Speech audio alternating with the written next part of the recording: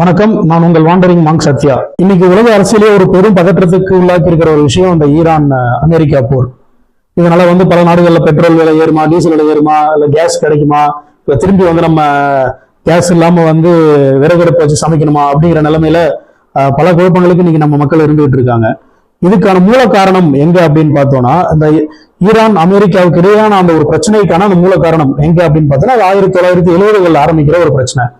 1979 வரைக்குமே ஈரான் ஒரு ஷா அரச குடும்பம் தான் ஆட்சி பண்ணிட்டு இருக்காங்க. அதுல கடைசியா இருந்த மன்னர் ரிசா பல்வி அப்படின்னு தான் இருந்திருக்காரு.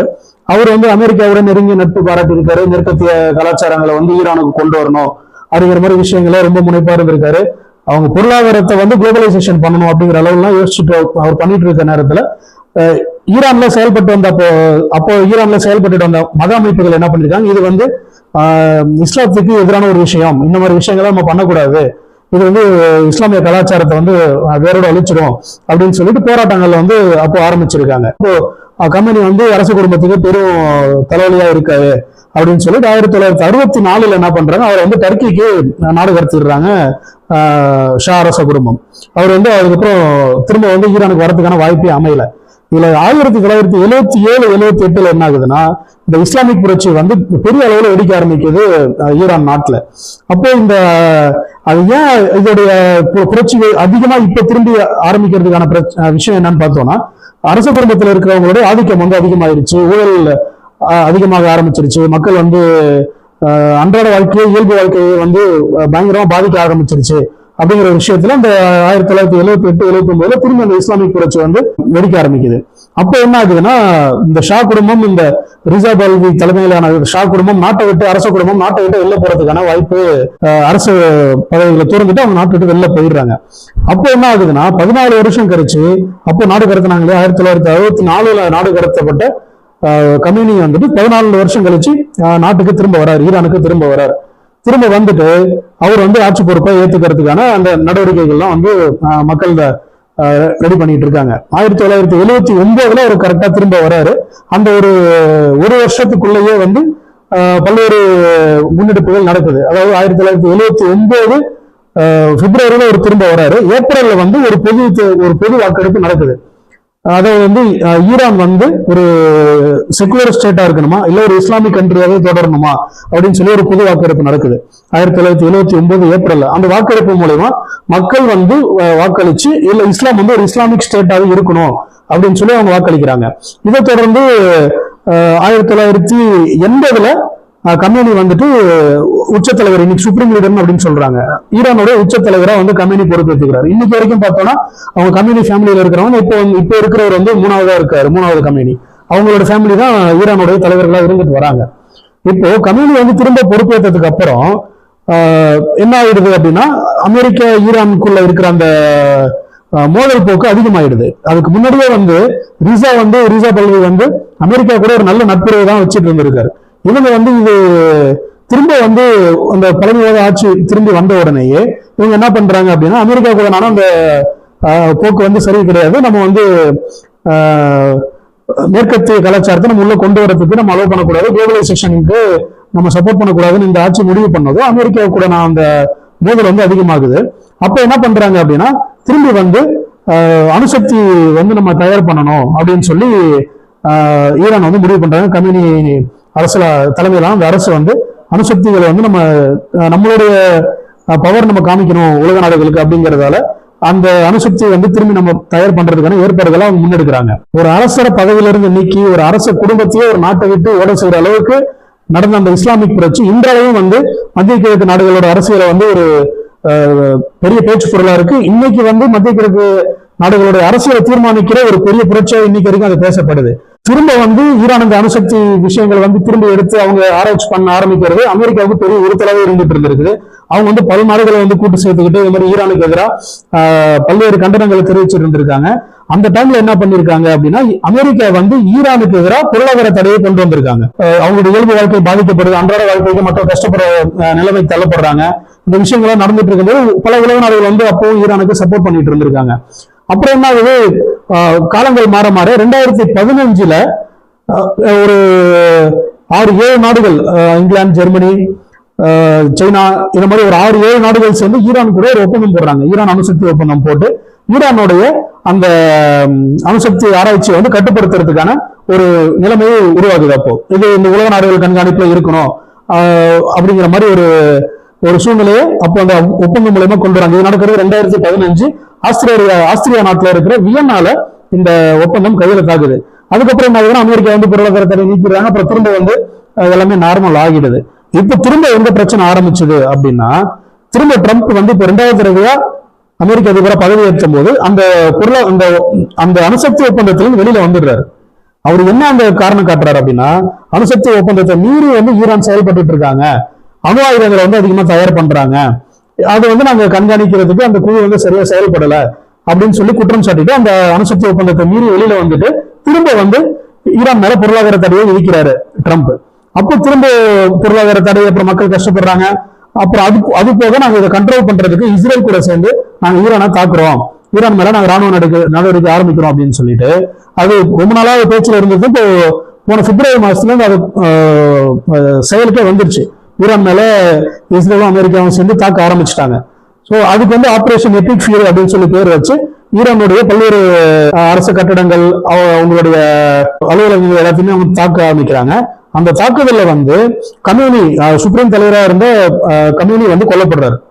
இது வந்து அமெரிக்கா அறிவிச்சதுக்கு அப்புறம் ஒரு பெரிய பதற்றம் மத்திய கிழக்குல வந்து நிலவ ஆரம்பிச்சிருச்சு. இதுக்கப்புறம் ஈரான் எப்படி ரியாக்ட் பண்ணுவாங்க அப்படிங்கிறது. ஏன்னா அமெரிக்கா அப்படிங்கிற ஒரு பெரிய வல்லரசு அவங்களை எதிர்த்து நிக்கணும், இல்லை போர் பண்ணணும் அப்படிங்கிறது யோசிக்கும் போது அது ஒரு பெரிய ஒரு விஷயம். அது வந்து ஈரான் எப்படி ரியாக்ட் பண்ண போறாங்க, அந்த அளவுக்கு ஈரான் கிட்ட பலம் இருக்கா அப்படின்னு சொல்லி ஒரு உலக அரசியல ஒரு பெரிய பதற்றத்தை உருவாக்கிடுச்சு. அப்போ திரும்ப என்ன பண்ணாங்கன்னா ஈரான் வந்து ரியாக்ட் பண்ண ஆரம்பிச்சிட்டாங்க. அதாவது அமெரிக்காவுடைய நட்பு நாடுகளான மத்திய கிழக்கு நாடுகள் இருக்கிற அந்த கல்ஃப்ல இருக்கிற கண்ட்ரிஸையும் ஈரான் வந்து இப்போ ரியாக்ட் பண்ணி அடிக்க ஆரம்பிச்சிட்டாங்க. இது வந்து ஒரு பெரிய மத்திய கிழக்குல ஒரு பெரிய பதற்றத்தை உண்டாக்கிடுச்சு. அதனாலதான் இப்ப நம்ம இந்த விஷயங்களை பத்தி பேச ஆரம்பிக்கிறோம். பெட்ரோல் வந்து விலை ஏறுமா, டீசல் விலை ஏறுமா, கேஸ் என்ன ஆகும் அப்படிங்கிற மாதிரி விஷயங்கள். ஏன்னா நம்ம உலக வரைபடத்தை பார்த்தோம் அப்படின்னா ஒரு பக்கம் வந்து ஈரான் இருக்கும், இன்னொரு பக்கம் பஹ்ரைன், கத்தார், குவைத், ஐக்கிய அமீரகம், துபாய் இருக்கு இல்லைங்களா, அந்த கண்ட்ரிஸ் எல்லாம் அது ஒரு பக்கம் இருக்கும். இந்த கண்ட்ரிஸோடைய மெயின் வர்த்தகம் அப்படின்னு பார்த்தோம்னா கச்சா எண்ணெய் தான், எண்ணெய் பிளஸ் எரிபொருள் தான். அந்த கச்சா எண்ணெய் தான் அவங்களுடைய மெயின் இதுவா இருக்கு. கடல்ல இருந்து இருக்கிறாங்க, அதை கொண்டு வரதுக்கான, அதை வெளியில கொண்டு வரதுக்கான ஒரே வழி கடல் வழி மட்டும்தான். அப்போ இந்த வெளியில கொண்டு வரதுக்கான அந்த கடல் வழி அப்படிங்கிறத சொல்றோம்னா அந்த ஸ்ட்ரெய்ட் ஆஃப் ஹொர்முஸ் அப்படின்னு சொல்லி சொல்றாங்க, ஹொர்முஸ் ஜலசந்தி. அந்த ஹொர்முஸ் ஜலசந்தி முக்கியமா வந்து பெரும்பகுதி ஈரானுடைய கண்ட்ரோல்ல தான் இருக்கு. இப்போ 2 நாளைக்கு முன்னாடி கூட நம்ம நியூஸ்ல பார்த்திருப்போம், ஈரான் வந்து எண்ணெய் கப்பலை வந்து தாக்குறாங்க, அதுக்கு அமெரிக்கா ரியாக்ட் பண்ணிட்டு இருக்காங்க அப்படிங்கிற மாதிரி நம்ம 2 நாளைக்கு முன்னாடி கூட நம்ம அதை பார்த்திருப்போம். இந்த ஹொர்முஸ் ஜலசந்தி பத்தி நம்ம ஏன் இவ்வளவு முக்கியமா பேசணும் அப்படின்னா, உலக சந்தைக்கு கிடைக்கக்கூடிய 20-25% கச்சா எண்ணெய், எரிபொருள் கச்சா எண்ணெய் அந்த ஜலசந்தி வழியா தான் டிரான்ஸ்போர்ட் ஆகி வெளியில வரணும். அதுக்கப்புறம் தான் நம்ம உலக நாடுகளுக்கு கிடைக்கும். அது எப்படின்னா ஒரு லாக் மாதிரி இருக்கு. அந்த ஈரானுடைய கடற்பகுதியும் இந்த 5 நாடுகளோட கடற்பகுதி ஒன்னா இருக்கு. அந்த ஈரானுடைய கடற்பகுதியை கிராஸ் பண்ணி தான் சரக்கு கப்பல்கள், எண்ணெய் கப்பல்கள் வெளியில வரணும். அதனால இந்த ஹொர்முஸ் ஜலசந்தி இவ்வளவு முக்கியமான ஒரு இடத்தை பிடிச்சிருக்கு. சரி, இப்ப நம்ம விஷயத்துக்கு வருவோம். பெட்ரோல் விலை ஏறுமா குறையுமா, டீசல் என்ன ஆகும், விலை ஏறுமா குறையுமா அப்படிங்கிற விஷயங்கள்லாம் நம்ம மக்கள் இப்போ பெரிய அளவுல இப்போ பெரிய பதற்றத்தை அடைஞ்சிருக்காங்க. நேற்று நைட்ல இருந்து பெட்ரோல் பங்க் போயிட்டு மக்கள் வந்து 20 லிட்டர் தண்ணி கேனு, அவங்களுடைய வெஹிக்கிள் எல்லாத்தையுமே ஃபுல்லா ஃபில் பண்ண ஆரம்பிச்சிட்டாங்க பெட்ரோல். இதுல ஏன் அந்த பதற்றம் வருது அப்படின்னா, அந்த ஹொர்முஸ் ஜலசந்தியில நடக்கிற விஷயங்கள் வந்து பல விதங்களா இன்டர்பிரேட் ஆகி மக்கள் மத்தியில போய் சேர்ந்துட்டு இருக்கிறதால இந்த பதற்றம் நிலவுது. இப்போ இதுல என்ன ஆகுது அப்படின்னு பாத்தீங்கன்னா, அந்த பெட்ரோல் நமக்கு எப்படி கிடைக்குது அப்படின்னு ஒரு சின்ன ப்ராசஸ் ஒன்று இருக்கு. அந்த கச்சா எண்ணெய் சொல்றோம்ல, க்ரூட் ஆயில் இருக்கு இல்லையா, அந்த க்ரூட் ஆயில வந்து இந்தியா வந்து 80% க்ரூட் ஆயில் இந்தியாவில் இருக்கிற கம்பெனிஸ் வெளியில இருந்து தான் வாங்குறாங்க. 20% மட்டும் தான் இந்தியாவில நமக்கு அது மேனுஃபேக்சர் ஆகுது, கிடைக்குது. 80% வெளியில இருந்து அந்த கச்சா எண்ணெயை வாங்கி அதை ப்ராசஸ் பண்ணி ரீஃபைன் பண்ணி தான் நமக்கு பெட்ரோலவோ இல்லை டீசலாவோ நமக்கு அதை கொடுக்குறாங்க. இன்னைக்கு ஒரு கச்சா எண்ணெய் அந்த ஒரு பேரல் சொல்றோம், அந்த பேரலோட ரேட் பார்த்தோம்னா $87, அதாவது $86.9 இன்னைக்கு ரேட் இருக்கு. அந்த ரேட்ல இருக்கிறதால நமக்கு வந்து பெட்ரோல் வந்து இன்னைக்கு நமக்கு $102, நமக்கு $102, $103 கிடைக்குது. ஒரு சில இடங்கள்ல கம்மியாகவும் கிடைக்குது. அது அந்த ஸ்டேட்டோட டாக்ஸஸ் பொறுத்து இருக்கு. ஸோ இப்போ இந்த கச்சா எண்ணெயோட ரேட்டு ஏறுச்சு அப்படின்னா பெட்ரோல் டீசல் விலையும் ஏறும். இல்ல ரேட்டு குறையுது அப்படின்னா அந்த பெட்ரோல் டீசல் விலையும் நமக்கு குறையறதுக்கான வாய்ப்பு இருக்கும். இப்போ கடந்த ஒரு வாரமா இந்த கச்சா எண்ணெயோட ரேட் வந்து எப்படி மாறி இருக்கு அப்படிங்கறத நம்ம அந்த சார்ட் மூலமா பார்க்கலாம். மார்ச் 7ஆம் தேதி அன்னைக்கு அதிகபட்சமா $119.5 இருந்திருக்க இந்த ரேட்டு இப்போ கொஞ்சம் கொஞ்சமா இப்போ படிப்படியா குறைஞ்சிட்டு இருக்குது. இப்போ வந்து $87 கிட்ட இருக்குன்னு நம்ம வச்சுப்போம். இந்த கச்சா எண்ணெய் வாங்கி நம்ம ஊர்ல இருக்கிற பாரத் பெட்ரோலியம், இந்தியன் ஆயில் போன்ற கம்பெனிகள் வந்து ரீஃபைன் பண்ணி நமக்கு பெட்ரோலா கொடுக்குறோம் அப்படின்னு சொல்லியிருந்தேன். அந்த நிறுவனங்கள் வாங்கி அந்த பெட்ரோலை ப்ராசஸ் பண்ணி அந்த குரூட் ஆயில கச்சா எண்ணெயை ப்ராசஸ் பண்ணி பெட்ரோலா நமக்கு கொடுக்கறதுக்கு அவங்களுக்கு ஆகுற அந்த பேசிக் ரேட் சொல்லுவோம். பேசிக் ரேட் வந்து ஒரு $50 ஆகுது அப்படின்னு சொல்லி ஒரு கணக்கு வருது. அது வந்து அப்புறம் சென்ட்ரல் டாக்ஸ் இருக்கு. சென்ட்ரல் டாக்ஸ் ஒரு 18% இருந்து ஒரு 20% வருது. மத்திய அரசுக்கான டாக்ஸ் வருது. அப்புறம் ஒவ்வொரு மாநிலத்திற்கான ஒரு டாக்ஸ் வச்சிருக்காங்க. Value added tax. அது நம்ம முன்ன இருந்தது இப்போ ஜிஎஸ்டி மாறிடுச்சு. ஆனா இன்னும் பெட்ரோல் டீசல் வந்து நமக்கு இன்னும் வேட்டுக்குள்ளே தான் வச்சிருக்காங்க. அந்த வேட் டாக்ஸ் அப்படிங்கிறது ஒரு 22% 27% அது மாநிலத்துக்கு ஏற்ற மாதிரி மாறிட்டு இருக்கு. அப்புறம் டீலர் மார்ஜின் சொல்றோம். அதாவது அந்த நமக்கு பெட்ரோல் பங்க் ஓனர்ஸ்க்கான அந்த ப்ராஃபிட் அது வந்து ஒரு $3 4 அதுக்கு டைமுக்கு ஏற்ற மாதிரி அவங்க மாத்திக்கிறாங்க. ஸோ இந்த ரேட் எல்லாம் நமக்கு ஆட் ஆகிதான் நமக்கு இன்னைக்கு கிடைக்கிற பெட்ரோல் வந்து ஒரு $102 $103 நமக்கு ரீட்டைல் பிரைஸா கிடைக்குது. இதுல டாக்ஸ் மட்டுமே பார்த்தோம்னா ஒரு 40% 47% மாநிலத்துக்கு ஏற்ற மாதிரி டாக்ஸ் மட்டுமே நமக்கு அதிகமா இருக்கு. அதனாலதான் இந்த பிரைஸ் வேரியேஷன் நமக்கு பாண்டியில பார்த்தோம்னா கம்மியா இருக்கும். நமக்கு இந்த சைட் நம்ம கடலூர் வந்தோம்னா கொஞ்சம் ஜாஸ்தியா இருக்கும். இன்னும் சென்னை போனோம்னா அது வேற மாதிரி கொஞ்சம் மாறும் ரேட். அப்போ இந்த மெத்தட் தான் டீசலுக்குமே யூஸ் பண்றாங்க. ஏன்னா ஆனா டீசல் பொறுத்த வரைக்கும் ஏன் ரேட் கம்மியா இருக்குன்னா பெட்ரோலுக்கு அந்த பிக்ஸ் பண்ற அந்த பேசிக் ரேட் $50 இருக்கு இல்லைங்களா, அது வந்து டீசலுக்கு வந்து ரொம்ப கம்மியா தான் வச்சிருக்காங்க. ஒரு $42 $44 $45 அந்த அடக்க விலை வந்துடும். ஏன் அப்படின்னா அத்தியாவசிய பொருட்கள், அத்தியாவசிய டிரான்ஸ்போர்டேஷனுக்காக டீசல் தான் அதிகமா யூஸ் ஆகுது பெட்ரோலை விட. அதனால வந்து அந்த டீசலுக்கான பிரைஸ் வந்து எப்பயும் பேஸ் வேல்யூ நம்ம ஊர்ல கம்மியா தான் வச்சிருக்காங்க. இன்னைக்கு இருக்கிற அந்த ரேட் படி பார்த்தோம்னா $102 $103 நமக்கு பெட்ரோலும், $94 $95 நமக்கு டீசலும் கிடைக்குது. கச்சா எண்ணெய் வந்து ஒரு பேரல் நமக்கு இன்னைக்கு ரேட்டுக்கு ஒரு $85 $87 ஒரு டாலர் கிடைச்சிட்டு இருக்கு. அப்படி இருக்கும்போது நமக்கு இந்த $102 $103 ரேட்டுக்கு பெட்ரோல் இருக்கு. இப்போ ஒருவேளை சுச்சுவேஷன் வந்து மிடில் ஈஸ்ட்ல மத்திய கிழக்குல வந்து சுச்சுவேஷன்ஸ் வந்து ரொம்ப டென்ஷன் ஆகுது, போர் இன்னும் தொடர்ந்துட்டு இருக்கு, இந்த ஹோர்முஸ் ஜலசந்தியில இருந்து வர டிரான்ஸ்போர்டேஷன் குறைஞ்சிருச்சு, எண்ணெய் டிரான்ஸ்போர்டேஷன் குறைஞ்சிருச்சு அப்படின்னா என்ன ஆகுது, க்ரூட் ஆயில் ரேட் இன்க்ரீஸ் ஆகும். அப்படிங்கிற பட்சத்துல நமக்கான ரேட் வேரியேஷன் எப்படி இருக்கு அப்படிங்கிறத இந்த சார்ட்ல பார்ப்போம். இன்னைக்கு இருக்கிற இந்த ரேட்டுக்கு $87 $102 இருக்கிற பெட்ரோல் ஒருவேளை கச்சா எண்ணெய் டாலர் $120 ஒரு பேரல் போயிடுச்சு அப்படின்னா நமக்கான பெட்ரோல் ரேட்டும் ஒரு $125 மாறிடும். இன்னைக்கு இருக்கிற நிலையில இந்தியாவில் இருக்க பெட்ரோல் கம்பெனிஸ் என்ன சொல்றாங்கன்னா எங்ககிட்ட போதுமான ஸ்டாக் இருக்கு. அதாவது இந்த இதே பிரைஸ்ல இந்த $102 $103 பெட்ரோலுக்கும் டீசல் வந்து $94 $95 இந்த ரேட் மெயின்டைன் பண்ற அளவுக்கு எங்ககிட்ட ஸ்டாக் இருக்கு அப்படின்னு சொல்லி இந்தியாவில் இருக்க பெட்ரோலியம் கம்பெனிஸ் அனௌன்ஸ் பண்ணிருக்காங்க. ஃபர்ஸ்ட் இந்தியன் ஆயில் தான் அனௌன்ஸ் பண்ணாங்க அபிஷியலாவே. இப்போ எல்லா கம்பெனிஸ்க்குமே சொல்லியிருக்காங்க போதுமான ஸ்டாக் இருக்கு அப்படின்னு சொல்லிட்டு. அதுவும் இல்லாம இந்தியா வந்து கவர்மெண்ட் என்ன முடிவு பண்ணிருக்காங்க அப்படின்னா தற்காலிகமா ரஷ்யா கிட்ட இருந்து நம்ம இப்போதைக்கு கச்சா எண்ணெய் வாங்கலாம் அப்படின்னு சொல்லி ஒரு முடிவுக்கு வந்திருக்காங்க. அது இன்னைக்கு இருக்கிற அந்த சந்தை விலையில கிடைக்கும் அப்படிங்கறதுல இமீடியட்டா இப்போதைக்கு நமக்கு ரேட் ஏறுறதுக்கான வாய்ப்புகள் மிக மிக மிக குறைவு. நம்ம பதற்றம் அடைய தேவைய வேண்டிய அவசியம் இல்லை. இதே ரேட்டுக்கு நமக்கு இப்போதைக்கு கிடைச்சிட்டு இருக்கும் அப்படிங்கறத கொஞ்சம் நம்பிக்கையா இருக்கலாம். இப்ப திரும்ப கல்ஃபுக்கே போவோம். ஹோர்முஸ் ஜலசந்தி இருக்கு இல்லையா, அது வந்து வெறும் 33 கிலோமீட்டர் தான் அதோடைய நீளமே. அந்த 33 கிலோமீட்டர்ல எவ்வளவு அக்கப்போர் நடக்குதுன்னு பாருங்க. அது மூலியமா அந்த டிரான்ஸ்போர்ட் ஆகிற அந்த 20-25% கச்சா எண்ணெய் ஒரு பொருளாதாரத்தை, ஒரு உலகத்தின் எண்ணெய் வர்த்தகத்தையே வந்து தீர்மானிக்கிற அளவுல இருக்கு. இப்போ அந்த ஹோர்முஸ் ஜலசந்தில என்ன நினைக்குதுன்னா அந்த 33 கிலோமீட்டருடைய பெரும்பகுதி ஈரானுடைய கட்டுப்பாட்டுல, கடல் பகுதி ஈரான் கட்டுப்பாட்டுல இருக்கு. இப்ப சமீபமாவே ஒரு 4-5 நாளாவே அமெரிக்காவோட நேச நாடுகளான இந்த குவைத், கத்தார், அவங்களுடைய பஹ்ரைன், அவங்களுடைய சரக்கு கப்பல்கள் வந்து வெளில வராம ஈரான் தடுத்துட்டு இருக்காங்க. பல்வேறு முயற்சிகள் நடத்திட்டு இருக்காங்க. ஒரு சில கப்பல்களை வந்து சிறைப்பிடிச்சிருக்காங்க நடுவுல. அப்புறம் கொஞ்சம் பஞ்சாயத்து ஆச்சு, அப்புறம் ரிலீஸ் பண்ணாங்க. இந்த மாதிரி விஷயங்கள் தொடர்ந்து நடந்துட்டு இருக்குது. ஈரான் வந்து இதே போக்குல போயிட்டு இருந்தா அவங்க வந்து எண்ணெய் சரக்கு கப்பல்களை வந்து அவங்க சிறைப்பிடிச்சு தாக்கிட்டு இருந்தா அவங்க வந்து ஈரான் வந்து திரும்பி கட்டமைக்க முடியாத அளவுக்கு ஒரு பெரிய தாக்குதலை வந்து சந்திக்க நேரிடும். சுத்தமா தரைமட்டமா அடிச்சு நொறுக்கிடுவோம் அப்படின்னு சொல்லி ட்ரம்ப் வேற நேத்து வந்து அறிவிச்சிருந்தாரு. இப்ப நேத்து கூட வந்து வர எண்ணெய் கப்பலை தாக்குறதுக்கு தயாரா இருந்த ஒரு 16 கன்னிவெடி கப்பல்களை வந்து அமெரிக்கா வந்து தாக்கி அழிச்சிருக்காங்க. அதுக்கப்புறம் தாய்லாந்தோட ஒரு எண்ணெய் கப்பலை வந்து திரும்ப ஈரான் வந்து தாக்கியிருக்காங்க. அதுல ஒரு 23 பேர் வந்து மாலுமிகள், அதுல ஒர்க் பண்ற மெயின்டெனன்ஸ் இன்ஜினியர்ஸ் எல்லாமே வந்து காப்பாற்றுற பணிகள் வந்து தொடர்ந்து நடந்துட்டு இருக்கு. இதுல இது ஒரு சைடு இருந்தாலும் பஹ்ரைனோட பாப்கோ அப்படின்னு சொல்லி அரசு நிறுவனமான அந்த பெட்ரோலியம் அந்த குரூட் ஆயில் கம்பெனியை வந்து ஈரான் வந்து அட்டாக் பண்ணியிருக்காங்க. அவங்க அட்டாக் பண்ணதுல ஆபரேஷன்ஸ் வந்து தொடர்ந்து அவங்களால பண்ண முடியாத அளவுக்கு ஒரு சூழ்நிலை ஏற்பட்டிருக்கு. அந்த பேப்கோங்கிற நிறுவனம் வந்து ஒரு நாளைக்கு 4,05,000 பேரல்ஸ் வந்து அவங்க ப்ரொடியூஸ் பண்ற ஒரு company. One of the main crude oil manufacture அந்த மிடில் ஈஸ்ட்ல. ஸோ அந்த கம்பெனி வந்து ஈரான் அட்டாக் பண்ணது அங்க ஒரு பெரிய பதற்றம் நிலவிட்டு இருக்கு. இது போக குவைத் என்ன பண்ணிட்டாங்க, கத்தாரும் குவைத்துமே நாங்க வந்து இந்த போர் சூழ்நிலைகள் வந்து கொஞ்சம் சரியாகிற வரைக்கும் நாங்க இப்போதைக்கு fuel and crude oil production வந்து நாங்க கம்மி பண்றோம், எங்களுக்கு வந்து ரிசர்வ்ஸ் வேணும் அப்படிங்கறத நாங்க இப்போதைக்கு கம்மி பண்ணிக்கிறோம் அப்படின்னு சொல்லி அவங்களுமே அறிவிச்சிருக்காங்க. ஸோ இப்போ இருக்கிற நிலைமையில பார்த்தோம் அப்படின்னா நம்ம ஊர்ல டைரக்டா இம்பாக்ட் இல்லை பெட்ரோல் டீசலுக்கு. ஏன்னா போதுமான ஸ்டாக் இருக்குங்கிறாங்க, வெளியில இருந்து வாங்குறதுக்கான நடவடிக்கைகள் எடுத்துட்டு இருக்காங்க. ரஷ்யால இருந்து பர்ச்சேஸ் நம்ம ஆரம்பிச்சுட்டாங்க. ஸோ இப்போ இருக்கிற நிலைமைக்கு பெருசா நம்ம பதற்றம் அடைய பெட்ரோல் டீசல் விலையை பத்தி பதற்றம் அடைய தேவையில்லை.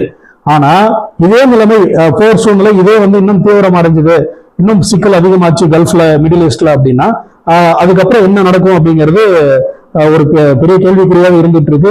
ஒரு 2-3 மணி நேரத்துக்கு முன்னாடி ட்ரம்ப் வந்து ஈரானுக்கு எதிரான போர்ல நாங்க வெற்றி அடைஞ்சிட்டோம் அப்படின்னு சொல்லி ஒரு கூட்டத்துல பேசிட்டு இருக்காரு.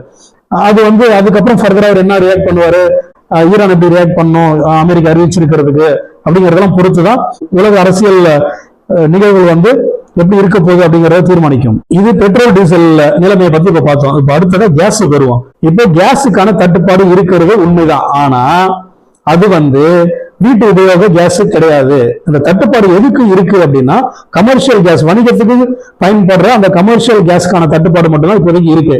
டீ கடையில ஹோட்டல்லாம் யூஸ் பண்றாங்க, அந்த சிலிண்டர் வந்து ப்ளூ கலர்ல இருக்கும், நம்ம பார்த்திருப்போம். அந்த சிலிண்டருக்கு மட்டும்தான் இப்போதைக்கு தட்டுப்பாடு இருக்கு. இது ஏன் இப்ப பெருசா பேசப்பட்டுச்சு வெடிக்க ஆரம்பிச்சுது அந்த பிரச்சனைனா, பெங்களூர்ல இருக்க ஒரு சில ரெஸ்டாரண்ட்ஸ் என்ன பண்ணிட்டாங்கன்னா கேஸ் வந்து கிடைக்கல, தட்டுப்பாடா இருக்கு அப்படிங்கறதெல்லாம் நாங்க வந்து இப்போதைக்கு ரெஸ்டாரண்ட்ஸ் க்ளோஸ் பண்றோம் கொஞ்ச நாளைக்கு டெம்பரரியா அப்படின்னு சொல்லி அறிவிச்சிட்டாங்க.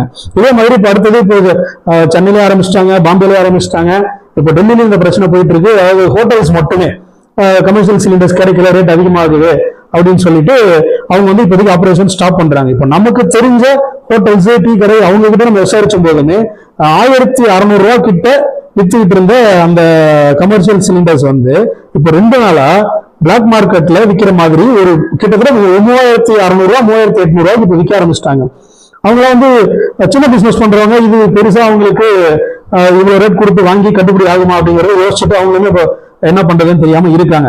சோ இது வந்து கமர்ஷியல் சிலிண்டர்ஸ்க்கான பிரச்சனை இப்படி இருக்கு. ஆனா டொமஸ்டிக் சிலிண்டர்ஸ் பொறுத்த வரைக்கும், வீட்டு சிலிண்டர்ஸ் பொறுத்த வரைக்கும் எந்த பிரச்சனையும் இல்லை, எந்த தட்டுப்பாடும் இல்லை அப்படின்னு சொல்லி வந்து எல்லா ஸ்டேட் கவர்மெண்ட்ஸுமே அறிவிச்சிருக்காங்க. நேற்று தமிழ்நாடுடைய ஸ்டேட் மினிஸ்டர் கூட நேற்று அறிவிச்சிருக்காரு, டொமஸ்டிக் சிலிண்டர்ஸ்க்கான ஸ்டாக் எல்லாத்தையும் இருக்கு, ரீஃபில்லிங்கான இஷ்யூவும் எந்த பிரச்சனையும் கிடையாது அப்படின்னு சொல்லியிருக்காங்க.